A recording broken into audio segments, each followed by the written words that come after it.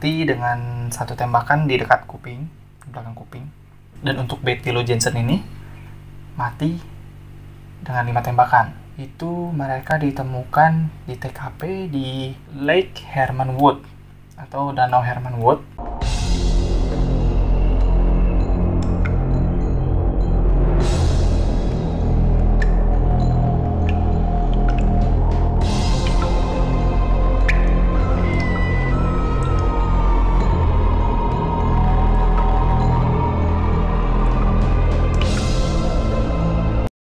Assalamualaikum warahmatullahi wabarakatuh. Perkenalkan gue Ferdi and welcome to my video. Selamat datang di channel gue. Ini video gue yang kedua ya. Sebelum masuk ke video kedua ini, gue mau ucapin terima kasih buat kalian semua yang udah mau nonton dan juga udah subscribe channel gue. Ya meskipun gak banyak tapi senang lah gue. Ada yang mau nonton dan ada yang mau subscribe ya. Dikit-dikit bisa jadi bukit lah ya. Yang sekarang boleh lah kita subscribe lagi. Nggak susah kok subscribe, tinggal pencet klik gitu. Gak butuh waktu banyak lah. Udah subscribe, lanjut video.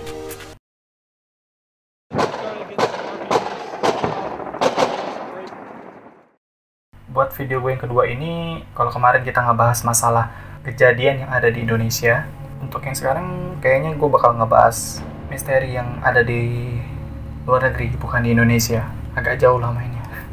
Di video kedua ini gue akan ngebahas tentang pembunuh berantai. Dan kalau misalnya di dunia misteri gitu udah pada tahu lah ya tentang kayak Jack Ripper, si pembunuh asal London yang melakukan aksinya sekitar tahun 1888 dan sampai sekarang nggak ketahuan siapa sosok asli dari Jack the Ripper itu. Nah tapi untuk di video ini gue nggak akan ngebahas Jack the Ripper, gue akan coba bahas kembarannya, Zodiac Killer.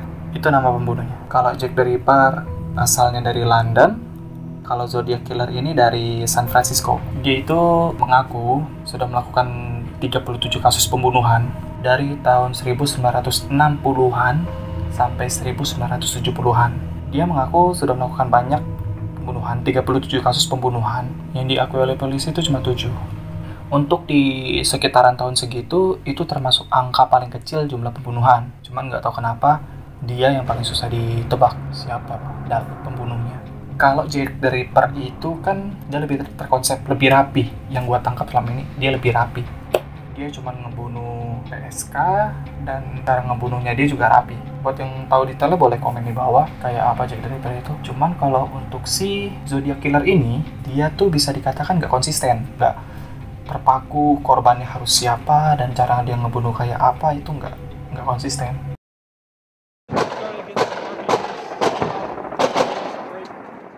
Kasus pertama itu dimulai tanggal 20 Desember 1968. Ada dua remaja dia lagi, ya you know what they do in the dark, in the night. Dua remaja itu, ada yang pertama itu namanya David Faraday, usia 17 tahun, dan Betty Lou Jensen, usia 16 tahun. Ya masih dibilang ABG lah ya, kinyis-kinyis. Mereka itu ditemukan mati. Posisinya si David Faraday ini mati dengan satu tembakan di dekat kuping, belakang kuping. Dan untuk Betty Lou Jensen ini mati dengan 5 tembakan. Itu mereka ditemukan di TKP di Lake Herman Wood atau Danau Herman Wood di Benicia. Yang lucu dari Zodiac Killer ini, setelah dia ngebunuh 2 remaja tadi itu, dia nelfon polisi. Halo Pak Polisi, saya habis bunuh orang nih, 2 di Danau Herman Wood. Meskipun dia ngomongnya nggak begitu, pasti pakai bahasa Inggris lah ya. Tapi nggak apa-apa ya. Gue bodoh juga bahasa Inggrisnya. Setelah dia nelpon, baru polisi datang. Pas polisi datang, cek benar ada mayat di sana. Untuk sementara waktu, kasus itu belum masuk media. Masih ditangani oleh polisi setempat. Sampai akhirnya ada surat masuk ke 3 perusahaan surat kabar. Dimana yang pertama itu San Francisco Chronicle, yang kedua San Francisco Examiner, dan yang ketiga Vallejo Times Herald. Di surat ini dia nggak nyebut dirinya siapa, dia nggak nyebut identitas atau inisial, dia nggak sebut. Dia cuma bilang saya si pembunuh dari 2 remaja itu. Dia cuma sebut seperti itu. Diceritain detailnya seperti apa, secara dia ngebunuh seperti apa banyak motor sih lewat. Dan dia memberitahukan beberapa detail yang cuma diketahui oleh dia dan polisi. Ya akhirnya salah satu dari 3 perusahaan surat kabar itu, si San Francisco Chronicle, confirm ke polisi, bener nggak ada kejadian ini dan ada detail dengan ini. Polisi kaget, kok mereka bisa tahu.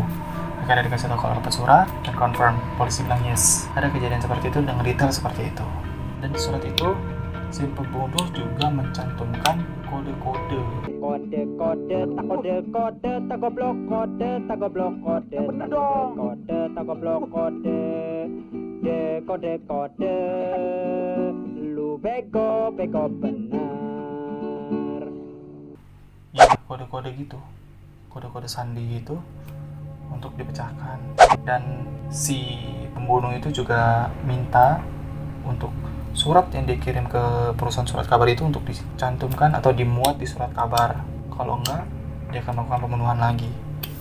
Kan tadi setelah dia ngebunuh si David Faraday sama Bettelo Jensen itu kan dia nelpon ke kepolisian kan, ngasih tahu kalau dia yang melakukan pembunuhan itu. Yang lucunya lagi tuh, dia nelpon pas di trace sama polisi. Dia nelpon dari mana? Ternyata dia nelpon itu dari pom bensin yang lokasinya nggak jauh dari kantor polisi itu. Kan jadi kayak ngeledek kan. Dia ngebunuh, terus dia nelpon ngasih tahu kalau dia habis membunuh orang. Nelponnya di pom bensinnya nggak jauh dari kantor polisi itu. Lalu kemudian nggak lama si perusahaan surat kabar Francisco Chronicle itu dapat lagi surat, dan itu pertama kalinya si Zodiac ini mengenalkan diri lah. Dia menyebutkan dirinya Zodiac. This is the Zodiac speaking. Di surat itu dia menyebutkan lagi kalau ada satu lagi pembunuhan yang mana korbannya itu sama, 2 orang juga, muda-mudi juga. Yang satu namanya Michael Mageau, usia 19 tahun, dan Darlene Elizabeth Ferrin, usianya 22 tahun, berondong berarti, maunya yang muda deh. Nah, keduanya itu ditembak juga di tempat parkir Blue Rock Springs, Vallejo. Posisinya waktu ditemukan di sana itu mereka nggak langsung mati di tempat. Dua-duanya masih bisa dibawa lah ke rumah sakit. Cuman sayangnya Darlene ini harus mati ketika perjalanan menuju rumah sakit. Sedangkan Michael Mageau berhasil hidup, dan setelah dia sembuh, dia langsung pergi meninggalkan Vallejo karena dia takut orang itu akan datang lagi. Tadi kan di surat pertama gue bilang si pembunuh ini, si Zodiac Killer ini ada ngirimin kode. Kodenya itu kode kriptogram sebanyak 408 karakter. Akhirnya kode itu bisa dipecahkan, dimana kode kriptogram itu dia nggak nyebutin si identitas sama sekali. Padahal tadinya polisi berharap akan ada petunjuk atau tanda-tanda lah dari kalimat-kalimatnya yang bisa menunjukkan siapa identitas dia sendiri sebenarnya. Cuman ternyata nggak berhasil. Cuman di situ dia menyatakan dia suka bunuh manusia. Dia melakukan pembunuhan itu cuman karena dasarnya dia suka, bukan ada dendam atau unsur pribadi. Enggak, cuman karena dia suka dengan membunuh orang itu. Dan juga dia bilang karena manusia itu adalah hal yang paling berbahaya, because the man is the most dangerous. Setelah diteliti lagi, ternyata kata-kata itu, the man is the most dangerous, itu diambil dari buku The Most Dangerous Game. Dari buku itu diambil sama dia. Nah, tadi kan udah 2 pembunuhan tuh. Yang pertama yang si David Faraday sama Bettelo Jensen. Yang kedua Michael Mageau sama Darlene Elizabeth Ferrin. Sekarang pembunuhan ketiga nih. Di pembunuhan ketiga ini dia nggak kayak sama Jack the Ripper. Kalau Jack the Ripper kayak terkonsep, kalau ini kayak di luar konsep. Kalau yang pertama sama kedua kan dia ngebunuhnya pasangan, muda-mudi, dan ditembak. Nah, untuk yang ketiga ini dia sama korbannya, muda-mudi juga, cuman metode pembunuhannya yang beda. Dan di pembunuhan ketiga ini pertama kalinya dia menunjukkan sosoknya dia seperti apa. Brian Calvin Hartnell, usia 20 tahun, dan Cecilia Ann Shepard, usia 20 tahun juga. Mereka ini lagi asik-asik santai-santai, ya muda-mudi gitu, ya lagi pacaran lah mereka. Itu ditemukan di Danau Berryessa di Napa City dengan kondisi diikat dan penuh dengan luka tusukan. Keduanya belum mati, masih bisa dibawa ke rumah sakit. Dan kenapa mereka bisa ditemukan? Ini lucunya. Setelah mereka menusuk kedua orang ini, si Zodiac Killer ini nelpon ke polisi, masih tahu kalau dia habis ngebunuh. Dan di mobil korbannya ini dia kayak ngirim pesan, ngasih tahu tanggalnya, dan dikasih tahu dibunuhnya tuh by knife gitu, pakai pisau. 2 hari kemudian si Cecilia ini harus mati, tapi si Brian nih akhirnya selamat. Karena Brian nih selamat, akhirnya ditanya-tanya lah sama polisi, kau kan ngelihat sosoknya kayak apa, coba kasih tahu kami sosoknya kayak apa. Dikasih tahu sama dia nih pak pakai tutupan hitam pak. Dia pakai tutupan hitam, awalnya pakai pistol, tapi pistolnya ini nggak dipakai buat ngebunuh kami. Dia pakai pisau. Dia nyuruh pacarku tuh buat ngikat aku awalnya. Setelah pacarku tuh ngikat aku, tapi nggak begitu kencang kan. Akhirnya dia ngikat pacarku tuh pak. Dia ngikat pacarku, dikencangnya ikatan kerupuk dikencangkan sama dia, ditusuknya kami di tempat itu. Pas ditanya sosoknya kayak apa, dijelasin sama dia itu pakai tutupan kepala hitam, pakaian serba hitam, dan ada lambang circle cross. Ada lambang circle crossnya gitu. Nah, dibuatlah sketsa sama polisi, disebarkan sama polisi. Tujuannya ya biar kalau warga ada yang tahu sosok itu bisa ngelapor atau menghindar dari dia kan. Setelah 3 pembunuhan itu, yang mana korbannya ini semua muda-mudi pasangan pula kapal kan. Akhirnya seluruh warga nih kan berita tentang si Zodiac Killer ini udah nyebar luas ya. Jadi masyarakat luas nih berpikir kalau Zodiac Killer ini cuman bakal membunuh remaja usia belasan tahun sampai 20 tahun dan pacaran pula. Jadi mereka nih masih anggap enteng lah, santai-santai, sampai pada akhirnya dia melancarkan pembunuhan yang keempat, di mana seorang supir taksi yang bernama Paul Stine dibunuh di daerah Presidio Heights, San Francisco. Awalnya nih polisi cuma ngira ini percobaan perampokan, karena konsep awalnya kan benar-benar beda kan. Yang tadinya cuma muda-mudi yang dibunuh, terus dari tembak sama ditusuk, tiba-tiba sekarang pindah ke jadi orang yang agak tua. Polisi nggak benar-benar mikir itu Zodiac Killer. Kebetulan waktu itu warga pun ada yang melihat aksi pembunuhan itu. Warga tahu ciri-cirinya kayak apa. Ciri-cirinya itu berbadan tinggi kekar, rambutnya itu cepak, cuman katanya warnanya coklat kemerahan, dan kelihatannya tuh kayak usia sekitar 30 tahunan. Dari pelaporan itu langsung disebarkan terjadi pembunuhan di Presidio Heights. Pembunuhnya ciri-cirinya kayak gini. Nah, dari ciri-ciri yang dikasih sama polisi itu disebarkan ke polisi lain. Nah, polisi lain itu ngiranya pembunuhnya ini keturunan blasteran Amerika Afrika. Dan ketika pembunuhan itu berlangsung, nggak lama tuh beberapa meter dari situ, polisi yang dekat situ tuh ketemu sama orang yang ciri-cirinya sama, cuman kulitnya putih. Sedangkan yang udah kesebar itu kan mindset mereka itu kan keturunan Afrika kan, yang mana kulitnya lebih gelap, tapi itu kulitnya putih. Jadi mindset mereka udah keset itu Afrika, yang ketemu sama mereka orang kulit putih, akhirnya dilepas sama mereka. Jadi kepapasan, say hello bang, yo, pergi. Dan setelah pembunuhan si Paul Stine ini, nggak lama San Francisco Chronicle ini dapat lagi dia menceritakan detail tentang pembunuhan si Paul Stine ini. Baru polisi ngeh kalau ini Zodiac Killer juga. Yang tadinya nggak disangka ini Zodiac Killer, ternyata ini Zodiac Killer juga. Karena polisi mulai serius. Dan bersama dengan surat itu dikirim juga potongan kain, yang mana adalah potongan kain dari bajunya si Paul Stine ini. Soalnya ada bercak darahnya juga. Dan si Zodiac Killer juga bilang itu dari bajunya Paul Stine. Setelah surat itu dimuat dan polisi lain udah tahu kalau itu Zodiac Killer, nah polisi yang ketemu sama Zodiac Killer di jalan tadi nih lapor lah, bilang, Pak, saya ketemu sama orang itu. Kenapa nggak bilang? Karena bapak bilang orangnya orang Afrika. Saya pikir orangnya kulit gelap. Terus dia nggak gelap? Nggak, dia putih. Nah, dibikin sketsa baru lagi akhirnya dengan ciri-ciri yang sama, cuman di kulitnya putih, disebar lagi. Dan bersama dengan surat yang dikirim sama potongan kain si Paul Stine tadi tuh, Zodiac Killer ini juga ngancem kalau dia bakal ngeledakin satu bis sekolah, yang mana di sekolah itu masih ada isi siswa-siswanya. Dia ngirimin lengkap rancangan desain bomnya kayak apa, bahan-bahannya yang dibutuhkan untuk bikin bom itu apa.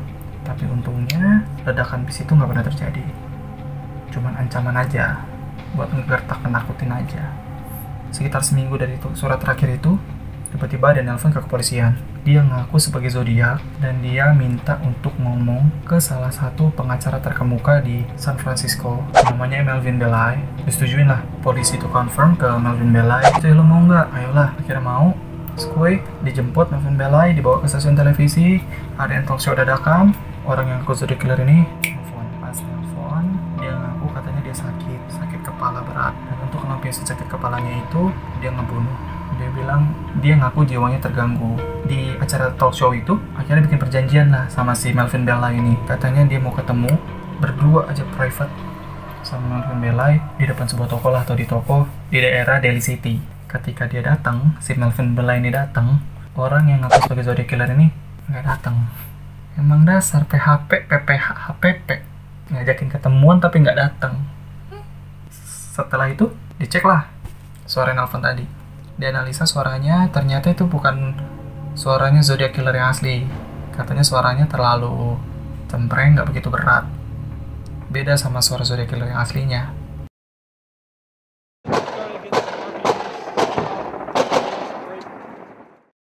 Setelah acara TV talk show itu, mulai banyak nih orang-orang datang ke kantor polisi. Ngaku kalau dia zodiac killer, temannya zodiac killer, saudaranya zodiac killer. Macam-macam alasannya. Ada yang karena mau lari dari hutang, karena kalau misalnya dia ngaku zodiac killer jadi penjara kan, nggak bakal urusan lagi sama hutang. Atau mungkin dia nggak suka sama saudaranya, dilaporin kalau dia zodiac killer padahal bukan. Sampai pada akhirnya ada satu orang yang berkata kalau kerabatnya itu adalah zodiac killer. Orang itu bernama Arthur Leigh Allen. Kenapa orang yang ngelapor ini bisa bilang kalau Arthur Leigh Allen ini adalah pembunuhnya? Ingat nggak yang pembunuhan di Danau Berryessa, yang pembunuhan ketiga? Itu tuh pas hari itu paginya nih si Arthur Leigh Allen ini bilang sama orang tuanya, "Bu, Pak, saya mau ke Danau Berryessa, mau scuba diving." Dia ngaku sama ibu bapaknya kayak gitu. Malamnya dia pulang, keadaannya tuh si Arthur Leigh Allen tuh berlumuran darah bajunya, dan di mobilnya pun ada pisau yang penuh sama darah, berlumuran darah juga. Dia ngakunya sih itu habis motong hewan. Akhirnya polisi bilang, "Oke lah Jus, kita periksa." Nah, pas diinterogasi ini, pas di interview si Arthur Leigh Allen ini, dia nih banyak yang petunjuk yang hampir menuju petunjuk yang benar-benar ngarah ke dia. Yang pertama, kata-kata "man is the most dangerous" itu kan kata-kata yang diambil dari buku The Most Dangerous Game. Pas ditanya dia tahu buku itu nggak, dia bilang iya, dia suka baca buku itu. Pertama. Kedua, seluruh ciri-ciri yang ada secara fisikal sama semua. Yang ketiga, jam tangan yang dipakai sama Arthur Leigh Allen ini mereknya Zodiac, dan ada lambang circle cross-nya juga. Akhirnya polisi putuskan lah, bilang sama dia, udah interview cukup sampai sekarang, dan kami kepolisian kayaknya akan datang ke kediaman Bapak. Dan akhirnya Arthur Leigh Allen bilang monggo, datang. Pas datang, Arthur Leigh Allen ada di sana, diperiksa, nggak ada apapun yang nyangkut, yang menjurus membuktikan kalau dia itu adalah zodiac killer. Karena di rumahnya itu dia cuma nemuin beberapa potongan hewan. Memang ada pisau yang berlumuran darah itu ada, cuman itu dibilang cuma untuk motong-motong hewan itu aja, nggak ada yang untuk hal-hal lainnya. Polisi bingung, kira polisi cari tahu di mana lokasi keberadaan Michael Mageau. Ingat pembunuhan kedua tadi, si Michael Mageau kan selamat. Akhirnya telepon sama Michael Mageau yang tadinya udah pindah ke kota lain, akhirnya balik lagi. Ditanya polisi, dijejerin lah beberapa foto-foto tersangka. Ditanya sama polisi, yang mana yang bunuh kamu? Dan siapa yang ditunjuk sama dia? Arthur Leigh Allen. Itu yang ditunjuk Michael Mageau. Akhirnya diperiksa lagi sama polisi rumah Arthur Leigh Allen ini, tapi secara diam-diam. Kalau yang tadi kan sepengetahuan sama Leigh Allen, kalau sekarang nggak, diam-diam datang. Pas dia datang diam-diam, sama polisi juga nggak nemu apa-apa. Polisi cuma nemu sketsa bom, dan ketika ditanya, Arthur Leigh Allen bilang nggak tahu kenapa ada di situ. Alasannya apa nggak tahu juga sih. Cuma dia bilang dia nggak tahu tentang kertas yang ada tulisan rancangan bom itu. Yang membuat polisi kesal sama kasus ini, dan yang membuat si Zodiac Killer ini masih jadi misteri sampai sekarang adalah memang seluruh ciri-ciri, seluruh petunjuk, dan seluruh tanda-tanda yang ada itu benar-benar mengarah ke Arthur Leigh Allen. Dari model tulisan tangan, sama nama zodiak, tanda zodiak itu dari jam tangan dia kan. Ciri-ciri yang ditaruh badan tinggi kekar, rambut cepak, itu juga sama. Buku The Most Dangerous Game itu dia juga suka. Pisau berdarah, ada kertas rancangan bom. Ingat kan dia mau ngancam mau ngeledakin bom bus sekolah, itu ada. Nah, bukti-bukti kayak gitu ada, cuman apa ya, bukti patennya itu tuh nggak ngena ke dia. Karena ya bukti paten kan pasti kayak sidik jari, air liur. Nah, itu tuh bukan punya dia. di pisau berdarah. Terus pas di Polstein itu, sorry ada yang ketinggalan, pas pembunuhan Polstein itu di mobil taksinya Polstein itu ada ketinggalan sarung tangan punya Zodiac Killer ini. Pas dicek sidik jarinya pun beda, bukan punya dia. Dan dia ngirim surat kabar kan pakai perangko tuh. Air liur yang ada di perangko itu pun bukan punya dia. Itu yang bikin polisi itu bingung bener dia atau bukan, dan nggak bisa nangkap dia atau memenjarakan dia karena bukti patennya tuh bukan punya dia, nggak ngarah ke dia dan nggak bilang kalau dia pembunuhnya. Enggak, itu yang bikin polisi itu susah. Cuman sayangnya kasusnya sekarang nggak bisa diteruskan lagi karena si Arthur Leigh Allen ini udah mati di tahun 1992 karena serangan jantung. Ya begitulah kasusnya, akhirnya menggantung sampai sekarang. Kira-kira ada nggak yang berniat mau mecahin kasusnya? Sebenarnya masih banyak detail-detail dari kasus pembunuhan ini, dari kasus si Zodiac Killer ini. Cuman kalau mau diterangin semua nggak cukup 3 kali lebaran 3 kali puasa kita. Panjang kali, orang bertahun-tahun aja nggak kelar-kelar dia. Dan Zodiac Killer ini juga udah pernah dibikin filmnya, judulnya Zodiac. Buat yang mau nonton, gue taruh linknya di deskripsi box. Dan kalau mau lihat bukti-bukti surat yang dia kasih ke perusahaan surat kabar juga, ntar gue taruh di deskripsi box. Siapa tahu ada yang mau coba pecahin. Siapa tahu dari para subscriber gue ada yang punya bakat detektif ya kan. Untuk video kali ini segitu aja. Kurang lebihnya mohon maaf. Kalau misalnya ada yang lebih tahu mendalam tentang kasus ini, boleh komen di bawah, kita bisa diskusi, kita bisa bahas ini dengan yang lainnya. Terima kasih udah mau nonton, boleh like, share, dan subscribe channel gue biar gue lebih semangat lagi bikin video-video lainnya. Dan jangan lupa follow IG gue di Ferdian_Agusta, and see you on next video. Bye.